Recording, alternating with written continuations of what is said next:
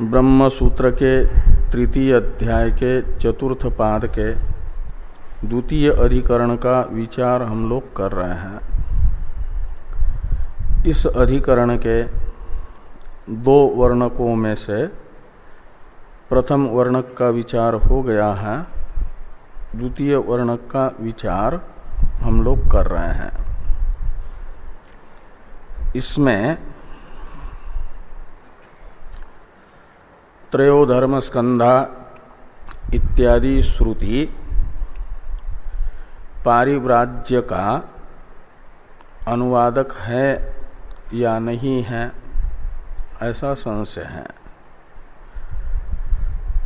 यदि कहते हैं पारिव्राज्य की अनुवादक वह श्रुति है, तो ये पूर्व पक्ष प्राप्त होता है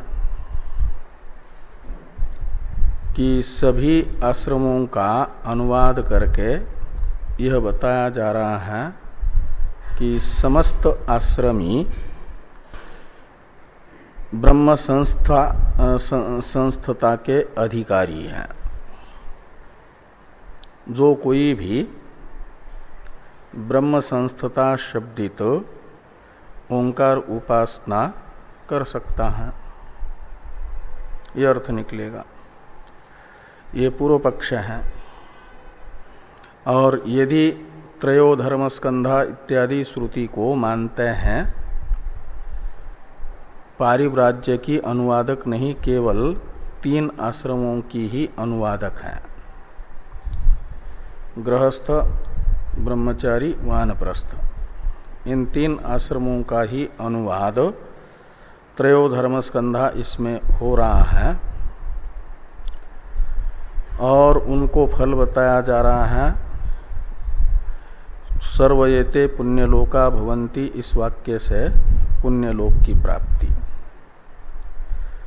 इसलिए जो पुण्यलोक प्राप्ति काम है वह इन 3 आश्रमों में से किसी न किसी आश्रम को स्वीकार करके उन तत्त आश्रम विहित कर्म का अनुष्ठान करता रहे, तो उसे उसकी अभीष्ट पुण्यलोक की प्राप्ति हो जाएगी। ये यहाँ पर बताया गया। और यानी आश्रम कर्मानुष्ठान पुण्यलोक प्राप्ति का साधन है, अर्थात अभ्युदय का साधन है, ये बताया गया। ऐसे भी कुछ मनुष्य होते हैं जो अभ्युदय नहीं चाहते, संसार अंतपाती, इस लोक के उत्कर्ष से तथा पारलौकिक उत्कर्ष से विरक्त हैं, लोक प्राप्ति की कामना नहीं रखते, अपितु मुक्त होने की कामना रखते हैं। तो उन्हें मुक्ति का ही दूसरा नाम है अमृतत्व। तो अमृतत्व प्राप्ति की कामना वाले जो हैं, उन्हें अमृतत्व प्राप्ति का कोई उपाय चाहिए। उस उपाय का विधान ब्रह्म संस्थो अमृतत्वम एति, इस वाक्य के द्वारा हो रहा है कि जो अमृतत्व काम है उसे ब्रह्म संस्थ होना है। ब्रह्म संस्थ शब्द का अर्थ है सन्यासी। सन्यास आश्रम में ही संभव है ब्रह्म संस्थता। इसलिए ब्रह्म संस्थता जिस आश्रम में संभव है उस आश्रम को ब्रह्म संस्थता शब्द से कहा जा रहा है, और ब्रह्म संस्थ शब्द से कहा जाएगा सन्यासी को। तो सन्यासी को अमृतत्व की प्राप्ति होती है। इसलिए जो लोक काम है उसे तो आश्रम का पूर्ववर्ती 3 आश्रमों में से किसी न किसी आश्रम का अनुष्ठान करना है, आश्रम धर्म का। और जो अमृतत्व काम है, ब्रह्म संस्थो अमृतत्वम येति वाक्य कहेगा, उसे पारिव्राज्य का अनुष्ठान करना है। इसलिए पूर्व पक्ष का निराकरण करते हुए सिद्धांत को बताते समय भाष्यकार भगवान ने कहा कि तद अयुक्तम, यानी ब्रह्म संस्थता को चार आश्रमों में से जिस किसी भी आश्रमी के द्वारा अनुष्ठेय मानना अयुक्त है, अनुचित है, गलत है। ऐसा क्यों मान रहे हैं पूर्व पक्षी? चार आश्रमियों में से जो कोई भी आश्रमी ब्रह्म संस्थता का अधिकारी है करके इसलिए मान रहे हैं कि तप शब्द से वे कहते हैं वानप्रस्थ तथा सन्यासी दोनों का भी अनुवाद हो रहा है। तो दोनों का एक ही तप शब्द से अनुवाद मानना अनुचित है, गलत है। क्योंकि ये बाकी जो दो आश्रम हैं, गृहस्थ आश्रम और संन्यास आश्रम, गृहस्थ आश्रम और ब्रह्मचारी आश्रम, इनका अनुवादक माना गया इन्हीं आश्रमों में विशेष रूप से अनुष्ठेय जो यज्ञादि कर्म हैं, उन कर्मों से गृहस्थ आश्रमी को लिया गया, क्योंकि गृहस्थ आश्रम में ही उनका अनुष्ठान संभव है। और शुश्रूषादि ब्रह्मचारी आश्रम में संभव है, इसलिए ब्रह्मचारी को उसके वाचक आचार्य कुले आत्मानम अत्यंतम अवसादयन इत्यादि से लिया गया।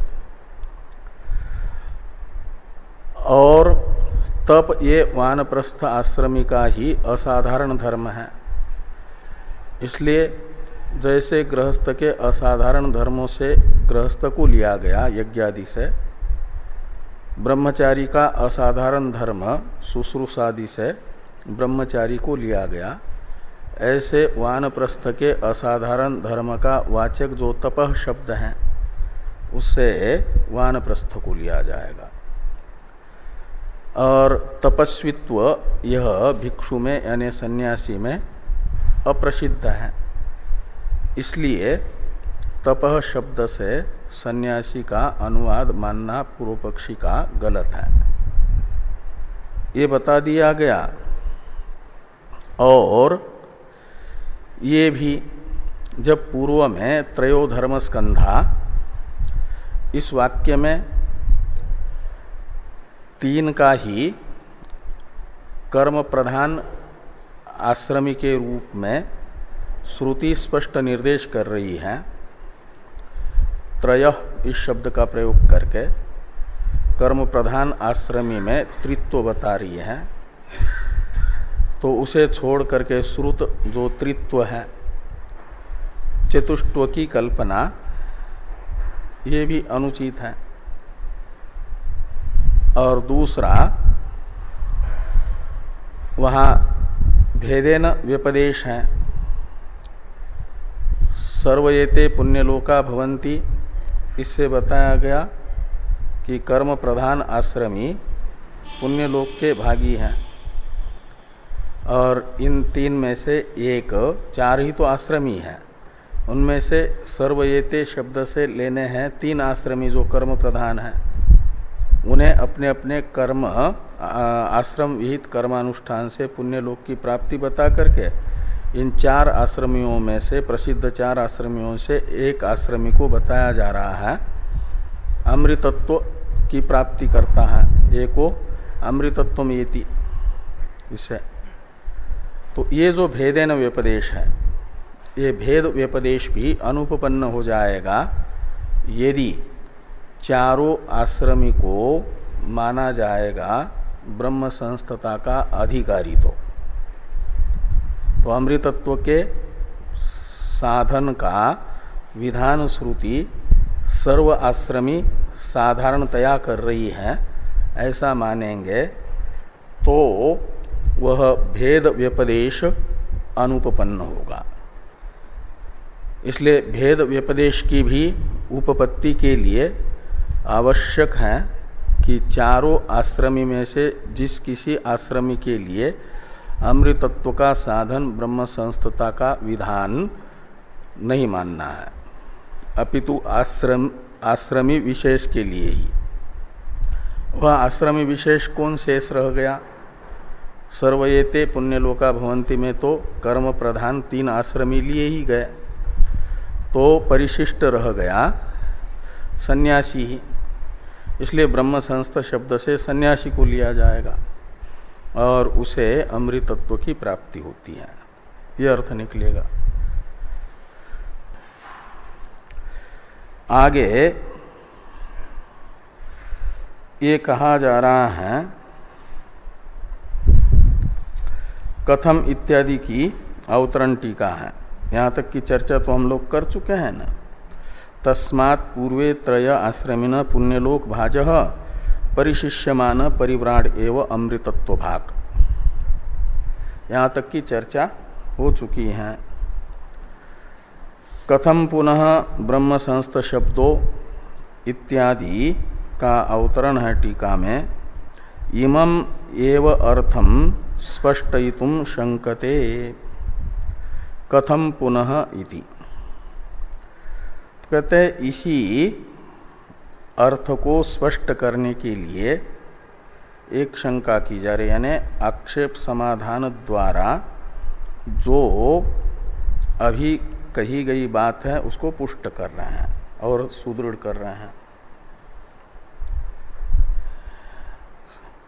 परिव्राड अमृतत्व का अधिकारी है, अमृतत्व प्राप्ति के साधन का, और लोक प्राप्ति साधन जो कर्म है आश्रम विहित उसके अधिकारी बाकी 3 आश्रमी हैं। ये है इमम एव अर्थम शब्द से ग्राह्य अर्थ सिद्धांत, और इसी अर्थ को यानी सिद्धांत को स्पष्ट करने के लिए शंकते, एक शंका करते हैं उसका समाधान होगा तो यह अर्थ सुस्पष्ट हो जाएगा। इस अभिप्राय से ये कहा जा रहा है कि कथम पुनः ब्रह्म संस्थ शब्दो योगात् प्रवर्तमानः सर्वत्र संभवन परिव्राजक एव अवतिष्ठेत रूढ़ि अभ्युपगमे च आश्रम मात्रात् अमृतत्व प्राप्तेर ज्ञान अनर्थक्य प्रसंग इति, ये शंका है। शब्द की प्रवृत्ति 2 प्रकार से होती है, एक रूढ़ि वृत्ति से और एक यानी शक्ति वृत्ति से और एक योग वृत्ति से। तो ये जो ब्रह्म संस्थ शब्द है इसको यौगिक माना जाए या रूढ़ माना जाए, ये पूर्व पक्षी 2 विकल्प करके शंका कर रहे हैं। तो यदि इसे यौगिक मानते हैं तो योग वृत्ति से तो ब्रह्म संस्थ शब्द केवल एक आश्रम जो सन्यास आश्रम है वो जिसने स्वीकार कर लिया है उसी को यानी सन्यासी को मात्र बताता है, ये नहीं कहा जा सकता। ब्रह्म संस्थ शब्द का यौगिक अर्थ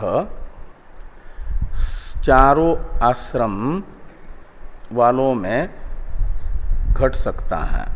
इसलिए योग वृत्ति से तो ब्रह्म संस्थ की प्रवृत्ति सर्व आश्रमी साधारण है,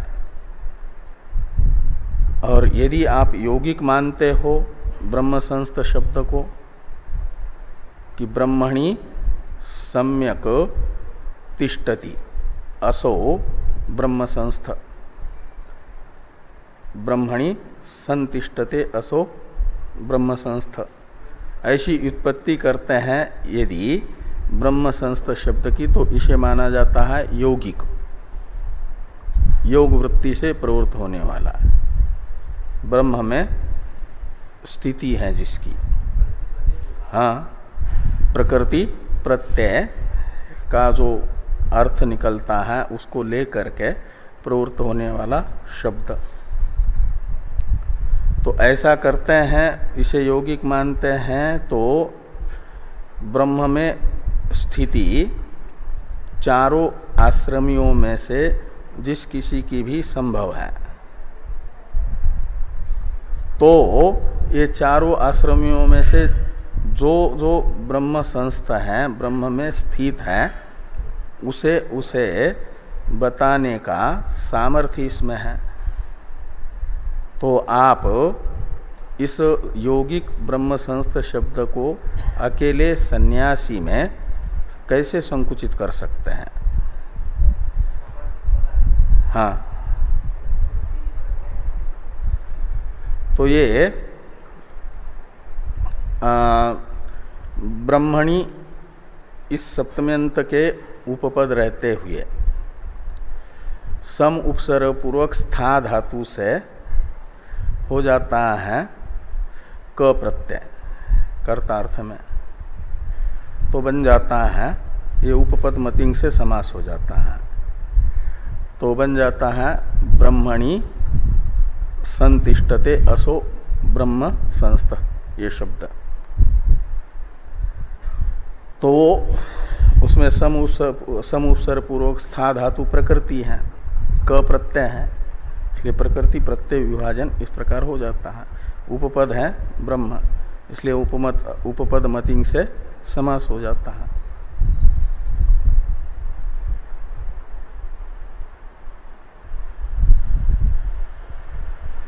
तो ये पहले कहा, पहले विकल्प में कि कथम पुनः ब्रह्म संस्थ शब्दों योगात, योगात यानी योग वृत्ति को लेकर के, यानी यौगिक है और योग वृत्ति से वह प्रवर्तमान सर्वत्र संभवन, सर्वत्र शब्द से लेना सर्व आश्रमी साधारण। तो चार आश्रमियों में से जिस किसी आश्रमी को ब्रह्म संस्थ शब्द बता सकता है, चार आश्रमियों में से जो आश्रमी जो ब्रह्म संस्थ है, यानी ब्रह्म में स्थित है, ब्रह्मनिष्ठ है, ब्रह्मनिष्ठ चार आश्रमों में से हर एक आश्रमी हो सकता है जब योग्यता अर्जित करेगा।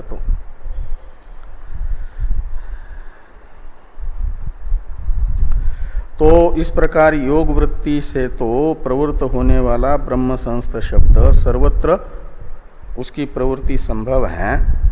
तो परिव्राजके एव कथम अवतिष्ठेत, ये कथम का अवतिष्ठते के साथ अन्वय करिए। तो सन्यासी में ही ये वकार व्यावर्तक है अन्य आश्रमी का, कैसे संभव होगा, उसी में कैसे संकुचित होगा। और यदि यौगिक मानेंगे तो सर्वाश्रम साधारण मानना पड़ेगा, इसलिए सन्यासी में उसे रूढ़ मानोगे यदि ब्रह्म संस्थ शब्द को, तो रूढ़ पक्ष में भी अनिष्टापत्ति बताई जा रही है कि रूढ़ी अभ्युपगमे च आश्रम मात्रात अमृतत्व प्राप्तेर ज्ञान अनर्थक्य प्रसंग इति। तो कहते रूढ़ी अभ्युपगमे, ब्रह्म संस्थ शब्द योग वृत्ति से नहीं रूढ़ी से प्रवृत्त हो रहा है सन्यासी में, ऐसा मानते थे, यानी सन्यासी में रूढ़ है ब्रह्म संस्थ शब्द, ऐसा यदि मानते हैं तब तो ब्रह्म संस्थ शब्द का अर्थ निकलेगा सन्यासी, और ब्रह्म संस्थो अमृतत्वम येति का अर्थ निकलेगा सन्यासी अमृतत्व को प्राप्त करता है। सन्यास आश्रम का अंगीकार करने मात्र से ही, आश्रम अनुष्ठान मात्र से ही सन्यासी को सन्यास लेने मात्र से ही अमृतत्व की प्राप्ति होती है, ये मानना पड़ेगा। तो रीते ज्ञाना न मुक्ति नान्य पंथा विद्यते अयनाय इत्यादि श्रुतियां ज्ञान से अतिरिक्त साधन का अमृतत्व प्राप्ति के प्रति निषेध कर रही है। उन श्रुतियों में अप्रामाण्य की आपत्ति आएगी। यह इष्टापत्ति नहीं है। ज्ञानानर्थक्य ज्ञानादेव तो कैवल्यम रीते ज्ञानान्न मुक्ति इत्यादि श्रुतियां ज्ञान से ही मोक्ष बता रही है, केवल आश्रम मात्र से नहीं। और ब्रह्म संस्थ शब्द को सन्यासी में रूढ़ मानोगे तो सन्यास मात्र से ही अमृतत्व की प्राप्ति बताने वाला ब्रह्म संस्थो अमृतत्वम एति यह वाक्य मानना पड़ेगा। तो केवल सन्यास मात्र से ही मोक्ष होगा तो ज्ञान अनर्थक हो जाएगा। ज्ञान को मात्र मोक्ष का साधन बताने वाले श्रुति वाक्य अप्रमाण हो जाएंगे। ये अनिष्टापत्ति है। ये बता रहे हैं कि ब्रह्म संस्थ रूढ़ी अभ्युपगमे यानी ब्रह्म संस्थ शब्द को सन्यासी में रूढ़ है ऐसा स्वीकार करने पर आश्रम मात्रात यानी सन्यास आश्रम अंगीकार करने मात्र से ही, सन्यास ग्रहण करने मात्र से ही अमृतत्व की प्राप्ति माननी पड़ेगी। फिर तो ज्ञान अनर्थक्य प्रसंग, तो मोक्ष के बिना भी क्या नाम, ज्ञान के बिना भी मोक्ष होगा तो ज्ञानादेव तु कैवल्यम नान्य पंथा विद्यते अयनाय इत्यादि श्रुतियां जो अकेले ज्ञान को ही मात्र मोक्ष का अव्यभिचारी साधन बता रही हैं, वो अब ज्ञान मात्र को मोक्ष का अव्यभिचारी साधन बताने वाली श्रुतियां अप्रमाण हो जाएगी। ज्ञान अनर्थक के प्रसंग का अर्थ है मोक्ष का अव्यभिचारी साधन ज्ञान है ऐसा बताने वाले वाक्यों में अप्रामाण्य प्रसंग। ये प्रसंग सिद्धांति को इष्ट नहीं हो सकता, यह अनिष्टापत्ति है। इस प्रकार चाहे ब्रह्म संस्थ शब्द को रूढ़ मानो तब भी अनिष्टापत्ति, और यौगिक मानो तब भी अनिष्टापत्ति। फिर खाली सन्यासी मात्र ब्रह्म संस्थ शब्द का अर्थ नहीं होगा, योग वृत्ति से मानेंगे तो उस जिस किसी भी आश्रम में रहने वाला ब्रह्मनिष्ठ व्यक्ति ब्रह्म संस्थ शब्द का अर्थ निकलेगा, यौगिक मानेंगे तो। इस प्रकार की शंका पूर्व पक्षी ने की, आक्षेप किया। अब इस आक्षेप का समाधान होगा, निराकरण होगा, तो पहला जो अर्थ बताया है वह सुस्थिर हो जाएगा, इसी के लिए आक्षेप किया गया। अब अत्र उच्यते इत्यादि से समाधान किया जा रहा है सिद्धांति के द्वारा। अत्र उच्यते इत्यादि का अवतरण है टीका में, टीका को देखिए।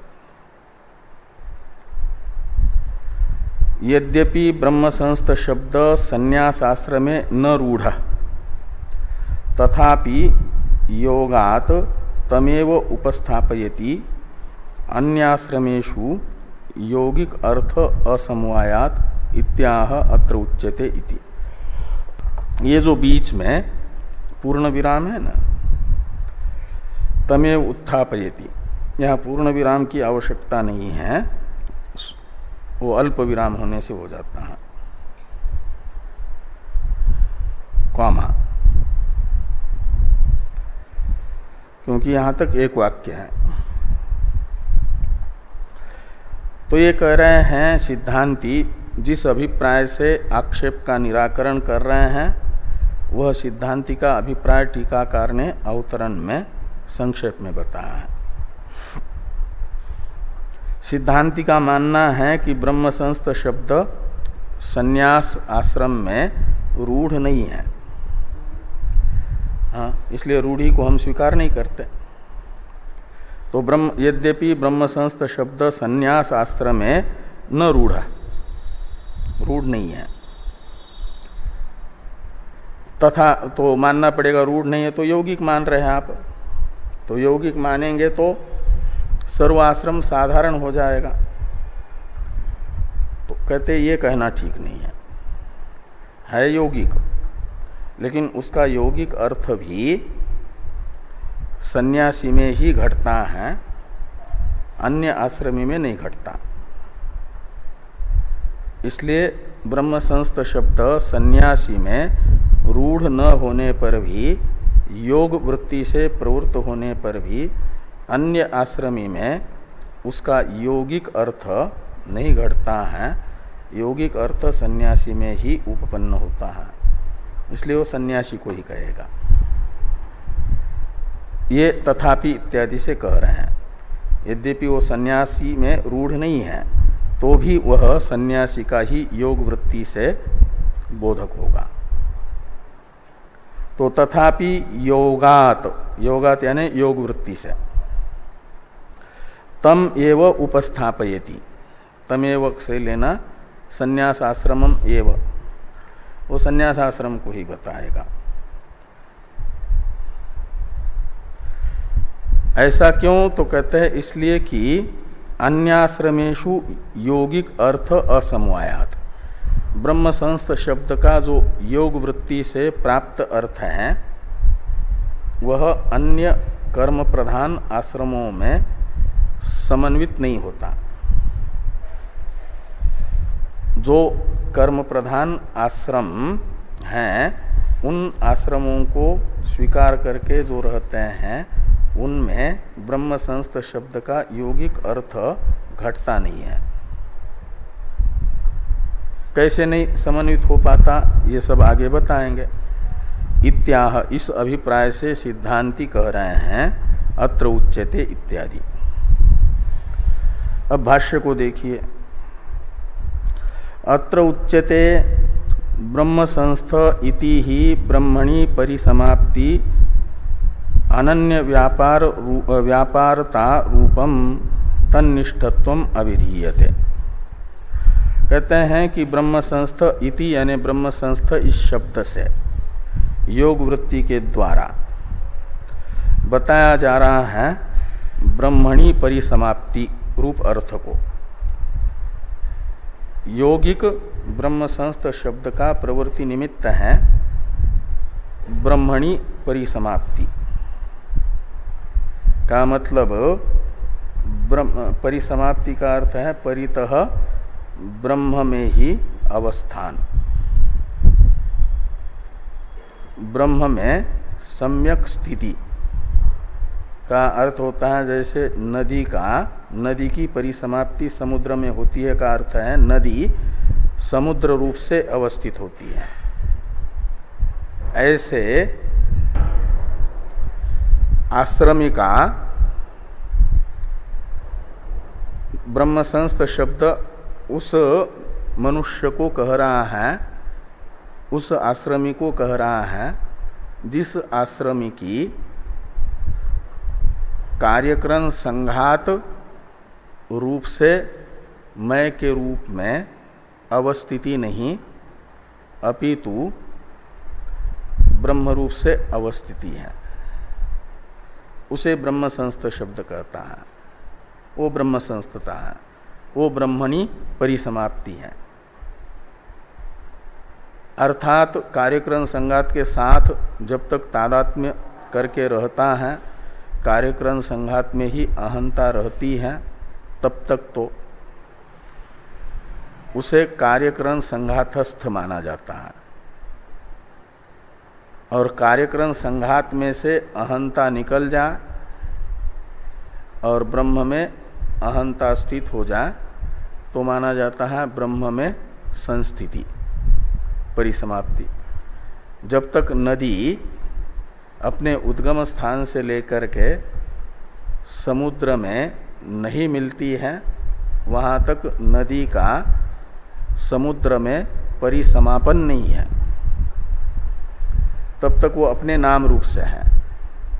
और जैसे ही अपने नाम रूप को छोड़ देती है, समुद्र में मिल जाती है, तो माना जाता है नदी का समुद्र में परिसमापन, अर्थात समुद्र रूप से अवस्थित होना, समुद्र भाव की प्राप्ति। ये है नदी का समुद्र में परिसमापन। नदी का नदीपना मिट जाए और उसे समुद्र भाव प्राप्त हो जाए। ऐसे ही जीव का जीव भाव मिट जाए और वह ब्रह्म भाव में अवस्थित हो जाए। हाँ, तो नमक जैसे पानी में जब तक ढेला है तब तक तो अलग सा प्रतीत होता है, पानी में विलीन हो जाता है तो फिर पानी से अलग आंख से नहीं दिखता। ऐसे ये हो जाए तो माना जाता है ब्रह्म में परिसमापन है ये।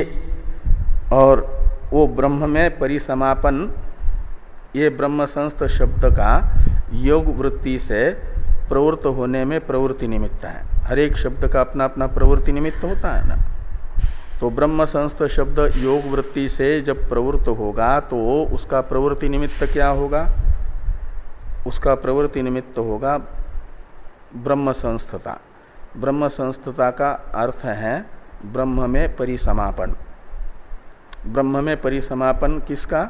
जीव का। तो जीव भाव का ब्रह्म में परिसमापन का अर्थ है जीव भाव मिट जाए और ब्रह्म भाव अभिव्यक्त हो जाए, तो ब्रह्म में परिसमापन माना गया।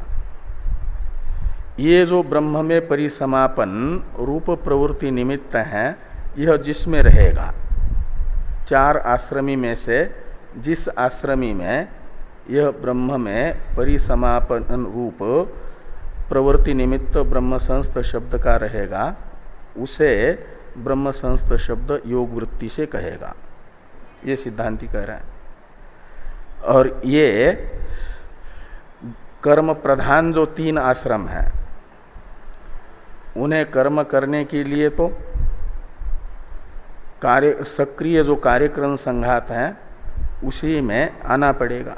जब तक सक्रिय कार्यक्रम संघात में अहम अभिमान नहीं होता, तब तक यज्ञादि आश्रम कर्म मेरा कर्तव्य है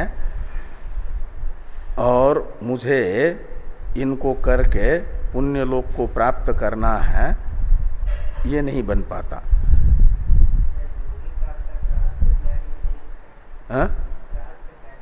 हाँ, वो घटेगा उसमें भी। कैसे घटेगा बताएंगे। लेकिन जो कर्म प्रधान हैं, जिनको ये लगता है कि ये पुण्यलोक मुझे प्राप्त करना है और पुण्यलोक प्राप्ति के लिए मैं गृहस्थाश्रमी हूँ या ब्रह्मचारी हूँ या वानप्रस्थ हूँ, तो मेरे अपने आश्रम में विहित जो कर्तव्य है उनका मुझे अनुष्ठान करना है, वो मेरे अनुष्ठेय हैं। ऐसा जिसका निश्चय है, अपने आप को तत्त आश्रम अभिमानी समझ रहा है, मैं गृहस्थ हूँ, मैं ब्रह्मचारी हूँ, मैं वानप्रस्थ हूँ, ऐसा अभिमान रख रहा है, जो इस अभिमान वाला अभी जीव भाव में है, उसके जीव भाव का समापन नहीं है ब्रह्म में। तो आश्रमी तो उसी को कहा जाता है जो गृहस्थ आश्रम आदि को अपना आश्रम समझ रहा है, अपने को उस आश्रमी समझ रहा है और उन आश्रमों में विहित कर्म को अपना कर्तव्य समझ रहा है और उन कर्मों का फल पुण्य लोकादि को चाहता है। तो माना जाता है वह अभी उसका ब्रह्म में परिसमापन नहीं हुआ है। ब्रह्म भाव अभिव्यक्त नहीं है, उसका निष्क्रिय ब्रह्म भाव में अवस्थान नहीं है, इसलिए ब्रह्म संस्थ शब्द उनको नहीं कह सकता। तो ब्रह्म संस्थ शब्द किसको कहेगा कि जिसका किसी भी आश्रम में अभिमान नहीं है। सन्यासी का मैं सन्यासी हूं ऐसा यदि अभिमान है तो वो भी अभी वो कार्यक्रम संघात में ही आत्माभिमान होने से वो भी अभी ब्रह्म में परिसमाप्ति नहीं है। लेकिन सन्यास लिया किस लिए जाता है? तो सन्यास लिया जाता है सन्यस्य श्रवणम कुर्यात, बाह्य साधनों का परित्याग करके श्रवण से उपलक्षित ज्ञान के अंतरंग साधन श्रवण मनन निधिध्यासन। तो ये श्रवण करने का अर्थ होता है ब्रह्मात्म एकत्व प्रतिपादक ग्रंथों का ब्रह्मात्म एकत्व में ही परम तात्पर्य है ऐसा अवधारण, अनुकूल विचार। ये विचार करेगा तो श्रवण काल में भी मैं ये कार्यक्रम संघात नहीं हूं, अपितु वेदांत जिसे वर्णाश्रम से असंश्लिष्ट निर्विकार ब्रह्म रूप बता रहे हैं, वह ब्रह्म मैं हूं, ऐसा अनुसंधान किया जाता है। जो साधक होते हैं ज्ञान के साधन के रूप में श्रवण करते हैं, तो उपनिषद ग्रंथों का जीव ब्रह्म एकत्व में तात्पर्य अवधारण करते समय अपनी जीव भाव का व्यावर्तन और शिव भाव का ब्रह्म भाव का अनुसंधान श्रवण काल में भी करते हैं, मनन भी करते हैं। तो यही मनन होता है जीव भाव की बाधक युक्तियां, जीव ब्रह्म के भेद की बाधक युक्तियों से और जीव ब्रह्म के एकत्व साधक युक्तियों से चिंतन, ये भी कर रहे हैं। तो ये भी ब्रह्म में परिसमापन अनुकूल व्यापार है। ब्रह्म संस्थ शब्द का जो प्रवृत्ति निमित्त है ब्रह्मणि परिसमापन, ये ब्रह्मणि परिसमाप्ति रूप प्रवृत्ति निमित्त के अनुकूल व्यापार है जो संन्यास आश्रम में हो रहा है। ब्रह्मात्म एकत्व का तात्पर्य अवधारण अनुकूल विचार, ये विचार करते करते पहुंचाता है ब्रह्म में। इसलिए विचार ये ब्रह्म में परिसमापन के अनुकूल है। और मनन भी ब्रह्म रूपता का स्वयं के मनन है, तो जीव भाव का बाधक है और ब्रह्म भाव का उपपादक है, साधक है। इसलिए ये मनन रूप व्यापार श्रवण मनन निधिध्यासन यही तो सन्यासी का कर्तव्य है। त्वम पदार्थ विवेकाय संन्यास सर्वकर्म नाम श्रुत्या विहित, ये वाक्य ही बता रहा है कि त्वम पदार्थ तत्पदार्थ और वाक्यार्थ विचार के लिए श्रुति ने सर्वकर्म संन्यास का विधान किया है। और जो सर्वकर्म संन्यास करता है और जिसके लिए संन्यास बताया है वह तत्वम पदार्थ तथा वाक्यार्थ अनुसंधान नहीं करता, ऐसे सन्यासी को कहा गया कि तत्यागी पतितो भवेत। तत्वम पदार्थ विचार न करने वाला सन्यासी पतित हो जाता है, क्योंकि सन्यास आश्रम में मुख्य साधन वही बताया है। और जिस किसी भी आश्रम वाला जिस जिस आश्रम में जो जो साधन बताया है वह साधन नहीं करता है तो वह आश्रम धर्म से पतित हो जाता है। और जो धर्म से पतित हुआ उसे उस धर्म का फल नहीं मिलता। धर्मो रक्षति रक्षिता, जो रक्षित यानी अनुष्ठित धर्म है वह अनुष्ठाता का पालन करता है। इसलिए जो संन्यास आश्रम में बताए गए कर्तव्य हैं श्रवणादि रूप, वे ब्रह्म संस्थ शब्द का जो प्रवृत्ति निमित्त है उस प्रवृत्ति निमित्त के अनुकूल है। वो यही कर रहा है, ब्रह्म में परिसमापन रूप व्यापार ही कर रहा है, श्रवण मनन निधिध्यासन कर रहा है का अर्थ है। तो वो ब्रह्म संस्थ शब्द का, यौगिक ब्रह्म संस्थ शब्द का प्रवृत्ति निमित्त सन्यासी में, शास्त्रीय सन्यासी में उपपन्न होता है। इसलिए सन्यासी ब्रह्म संस्थ है, योग वृत्ति से ही ये कहा जा रहा है कि अत्र उच्यते ब्रह्म संस्थ इति ही ब्रह्मणि परिसमाप्ति।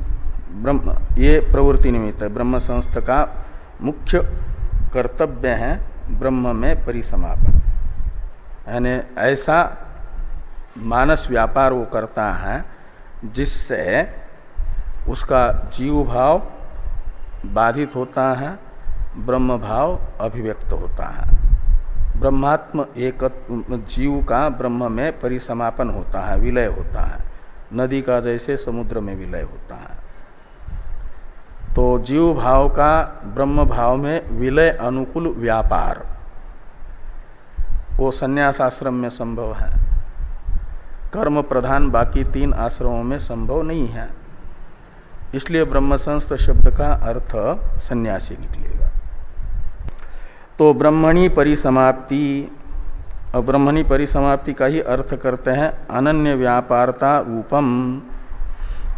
तो ब्रह्म में परिसमाप्ति का अर्थ है अनन्य व्यापारता।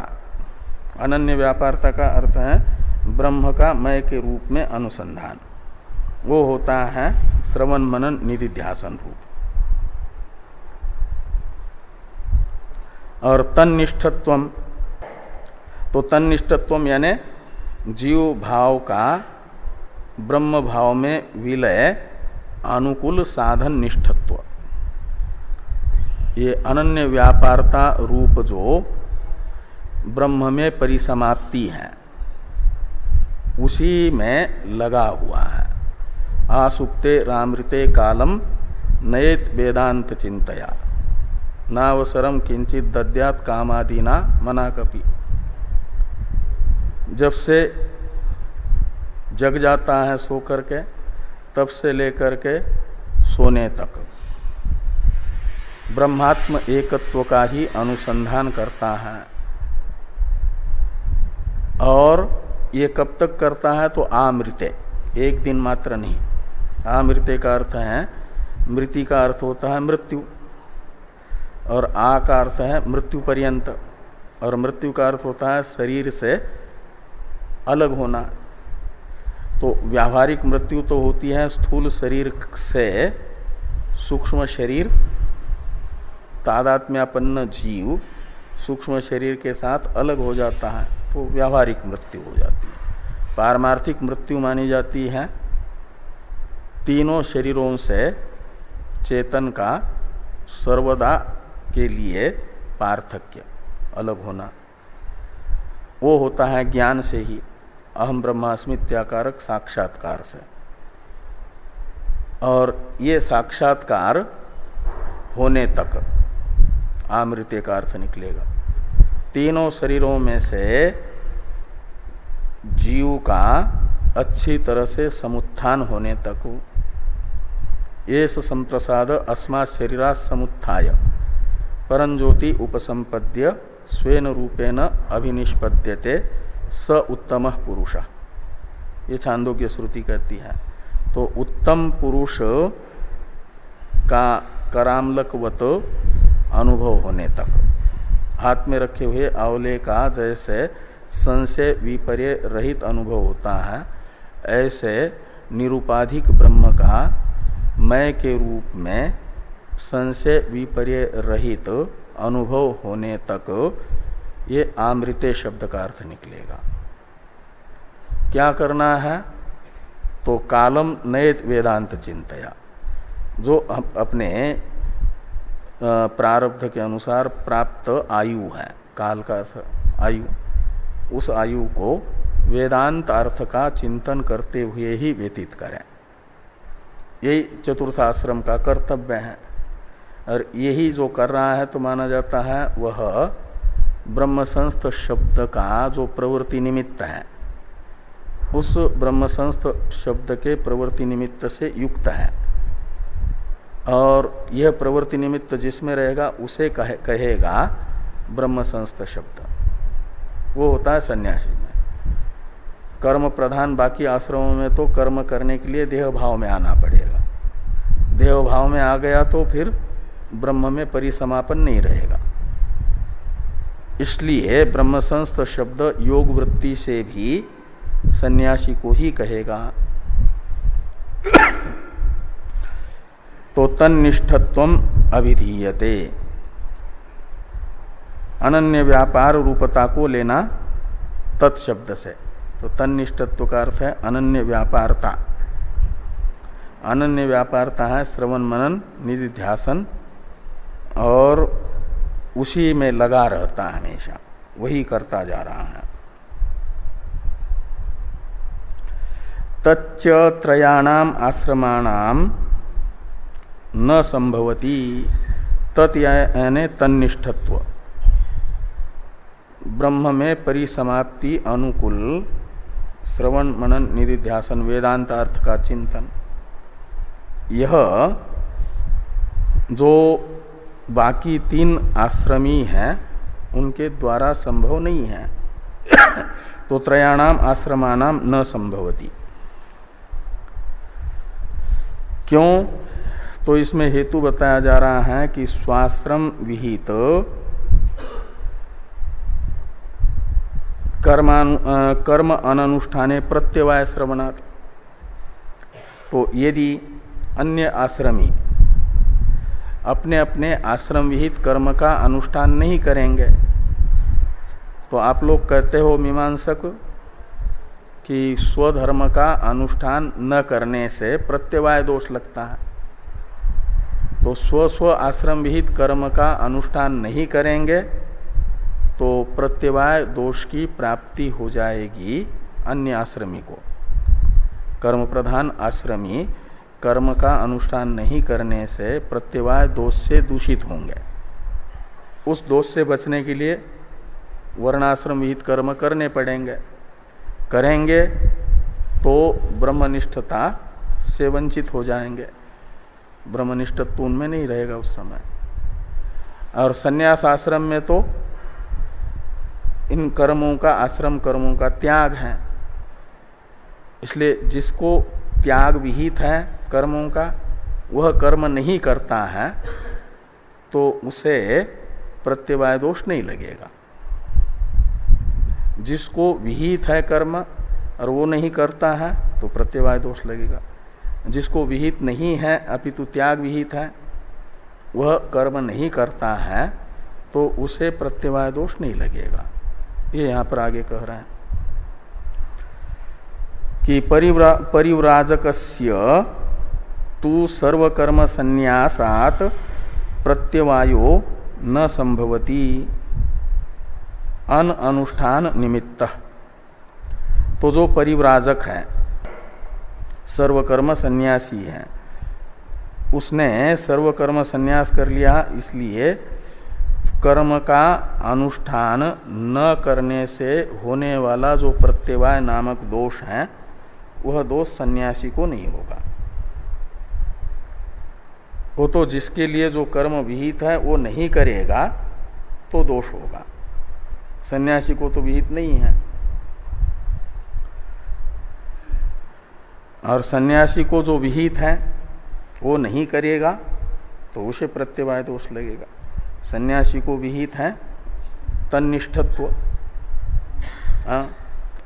और वो जो तन्निष्ठत्व नहीं रखेगा तो वो पतित होगा करके कहा ही गया, तत्यागी पतितो भवेत्। तो कहा फिर सन्यासी को कर्म विहित नहीं तो क्या विहित है फिर? तो यह आगे बताया जा रहा है कि शम दमादिस्तु तदीयो धर्म, तदीय यानी परिव्राजकस्य। तो परिव्राजक के लिए तो अनुष्ठेय धर्म के रूप में बताए गए हैं शम, मन का निग्रह, मनोनिग्रह, दम, इंद्रियों का निग्रह, और आदि शब्द से त्वम पदार्थ तत्पदार्थ आदि का विवेक, जो वेदांत विचार के अधिकारी के विशेषण हैं शम दम आदि, उन सब से युक्त होकर के वेदांत श्रवण मनन निधिध्यासन ये परिव्राजक को विहित है, और ये नहीं करेगा तो उसे प्रत्यवाय लगेगा। और ये सब जो विहित है ये ब्रह्मनिष्ठता के अनुकूल है, तन्निष्ठत्व के अनुकूल है। ये आगे कह रहे हैं कि शम दमादिस्तु तदीयो धर्मो ब्रह्म संस्थताया उपोद्बलको न विरोधी। वो ये सन्यासी के जो धर्म है शम दमादि, ये ब्रह्म संस्थता के संपोषक हैं। उपोद्बलक है का मतलब संपोषक है, ब्रह्म संस्थता को पुष्ट करने वाले हैं, न विरोधी, ब्रह्म संस्थता के विरोधी नहीं है। जैसे आश्रम कर्मानुष्ठान ब्रह्म संस्थता का विरोधी है, क्योंकि ब्रह्म संस्थता तो है अकर्त्री अभोक्त्री निर्विकार ब्रह्म मैं हूं, ऐसा अनुसंधान। और वर्णाश्रम विहित कर्म करने के लिए तो मैं करता हूं, इन कर्मों का फल मुझे चाहिए, ऐसा कर्तृत्व भोक्तृत्व अभिमान चाहिए। ये ब्रह्मनिष्ठता का विरोधी है, ब्रह्म संस्थता का विरोधी है। और जो संन्यास आश्रम विहित कर्तव्य है वे ब्रह्म संस्थता के विरोधी नहीं है। तो शम दमादिस्तु तदीयो धर्मो ब्रह्म संस्थताया उपोद्बलको न विरोधी, ब्रह्मनिष्ठत्वं एव ही तस्य शम दमादि उपबृंहितम स्वाश्रम विहितम कर्म यज्ञादीनि च इतरेषाम तद व्यतिक्रमे च तस्य प्रत्यवाय। तो कहते हैं ब्रह्मनिष्ठत्वम एव ही तस्य धर्म, तस्य यानी परिव्राजकस्य, सन्यासी का तो धर्म है ब्रह्मनिष्ठता, यानी जिस शरीर आदि में से अपनी अहंता को निकालना और ब्रह्म में अहंता को स्थापित करना, यही एक व्यापार उसे करना है। और इस व्यापार के अनुकूल शम दमादि ये करने हैं। तो ब्रह्मनिष्ठत्वम एव ही परिव्राजकस्य स्वाश्रम विहितम कर्म, ऐसा लगाना। ये जो है ब्रह्मनिष्ठ हैं उसके लिए विहित कर्म क्या है? ब्रह्मनिष्ठत्व है? और आगे कह रहे हैं कि शम दमादि उपबृंहितम, ये उसी का विशेषण है। कैसा ब्रह्मनिष्ठत्व? उसका अपना आश्रम कर्म है, तो शम दमादि से उपबृंहित, यानी शम दमादि साधनों से संपुष्ट, उपबृंहित का अर्थ है। तो शम दमादि से परिपुष्ट, बलवान किया गया जो ब्रह्मनिष्ठत्व है। ये ब्रह्मनिष्ठा शम दमादि से परिपुष्ट होती है, ताकतवान होती है। तो ये जो शक्तिशाली ब्रह्मनिष्ठत्व है, और इसे ये टॉनिक का काम करते हैं शम दमादि ब्रह्मनिष्ठता के। टॉनिक खाने वाले के शरीर में जैसे शक्ति आ जाती है, ऐसे वेदांत श्रवण करते करते ब्रह्म का मय के रूप में अनुसंधान करना, ये ब्रह्मनिष्ठता है। और इस ब्रह्मनिष्ठता का टॉनिक बन जाते हैं शम, दम, उपरति, तितिक्षा, श्रद्धा, समाधान, मुमुक्षा और ये श्रवण मनन निधिध्यासन, ये सब। इसलिए इन्हें ये कहा जाता है शम दमादि से उपबृंहित जो ब्रह्मनिष्ठत्व है, यही एक सन्यासी का अपने आश्रम विहित कर्तव्य है, कर्म है, और यही उसे करना है, और ये नहीं करता है तो उसे प्रत्यवाय लगता है। तो ब्रह्मनिष्ठत्वम एव ही तस्य शमदमादि उपबृंहितम स्वाश्रम विहितम कर्म। और बाकी आश्रमी के कर्म क्या है विहित? तो कहते हैं यज्ञादीनी च इतरेशम, जो यज्ञ दान अध्ययन गृहस्थाश्रम का कर्म बताया, और शुश्रूषादि ब्रह्मचारी आश्रम का कर्म बताया है, और तप वानप्रस्थाश्रम का। इसलिए यज्ञादीनी में आदि शब्द से उन सब को लेना। तो यज्ञादीनी च इतरेशम आश्रमी नाम ऐसा लगाना। तो अन्य आश्रमियों को विहित कर्म है यज्ञादि। तो तद व्यतिक्रमे, यानी जिस जिस आश्रमी के लिए जो जो कर्म विहित है उसका व्यतिक्रम करता है, का मतलब अतिक्रमण करता है, नहीं करता है, वो न करना ही अतिक्रमण हुआ, और वो करने से प्रत्यवाय लगेगा। तो तद व्यतिक्रमे च तस्य प्रत्यवाय। तो गृहस्थाश्रमी आदि को अपने अपने आश्रम विहित कर्म के न करने से प्रत्यवाय, सन्यासी को जो शम दमादि से उपबृंहित ब्रह्मनिष्ठत्व है उसका अनुष्ठान न करने से प्रत्यवाय। इसलिए ये ब्रह्म संस्थ शब्द का जो प्रवृत्ति निमित्त है योग वृत्ति को लेकर के भी, वह मुख्य रूप से सन्यासी में ही उपपन्न होता है, घटता है।